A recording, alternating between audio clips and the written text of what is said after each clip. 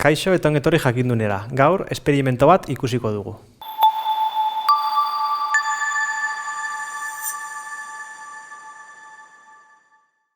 Esperimento hau egiteko kandela bat eta paperezko espirala bat behar dugu.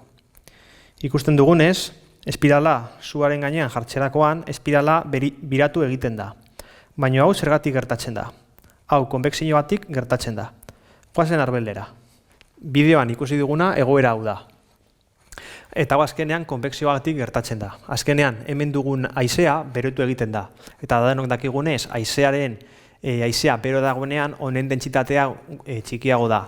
Beraz, haizea gora igotzen da eta behean dagoen haizea jaitsi egiten da. Orduan azkenean mugimendu hau da, haizearen mugimendua goruntz espirala mugiarazten duena. Beraz, hau izan da dana. Mi esker ikusteagatik eta gogoratu, sare sozialetan eta web orrian jarraitu jakindun.